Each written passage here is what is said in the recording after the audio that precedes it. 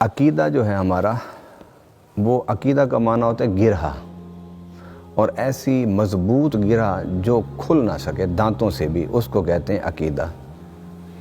تو اللہ تعالیٰ ہے، اللہ دیکھ رہا ہے، اللہ حساب کرے گا، اگر یہ آپ کی سوچ و فکر ہے تو پھر عقیدہ نہیں۔ اگر آپ نے اس سوچ کو گرہ لگا دی ہے تو پھر یہ کیا بن جائے گا؟ عقیدہ۔ اب اس کا پتہ کیسے چلے گا کہ یہ عقیدہ آپ نے بنایا اسے یا نہیں بنایا؟ وہ آپ کے عمل سے پتہ چلے گا۔ اگر آپ لوگوں کے اندر تو بڑے نیک بن کے بیٹھیں اور رات کے اندھیروں میں آپ شیطان بن جائیں، تو اس کا مطلب ہے کہ آپ لوگوں سے تو ڈرتے ہیں، اور وہ خدا جس کے بارے میں آپ دن بھر کہتے رہے کہ وہ اندھیروں میں بھی دیکھتا ہے، اس سے نہیں ڈرتے۔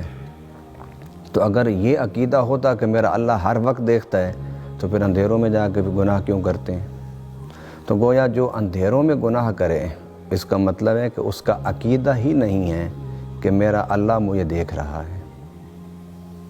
تو عقیدہ اسی کا ہوگا کہ جو اندھیروں میں اجالوں میں کوئی دیکھے نہ دیکھے، ہر وقت اللہ کے خوف سے گناہ کو چھوڑے رکھے اور نیکی اختیار کرے، تو تب اس بندے کے بارے میں کہا جائے گا کہ اس کا عقیدہ ہے کہ میرا اللہ مجھے دیکھ رہا ہے اور میں نے اپنے اللہ کو حساب دینا ہے۔ اسی طرح اور عقیدہ ہے، میں نے جو آیت پڑھی ہے میں اس کی طرف آنا چاہتا ہوں تھوڑی سی تمہید کے بعد۔ اسی طرح اللہ تعالیٰ نے ہمیں ہدایت کے لیے اپنے رسول عطا فرمائے، اللہ تعالیٰ نے ہمیں ہدایت کے لیے کتابیں عطا فرمائیں، اور اس کے ساتھ ساتھ صحیفے، قرآن میں ذکر ہے صحف ابراہیم و موسیٰ، کہ ہم نے ابراہیم علیہ السلام کو اور موسیٰ علیہ السلام کو صحیفے عطا فرمائے، بڑی کتابیں بھی عطا فرمائی اور صحیفے بھی عطا فرمائے۔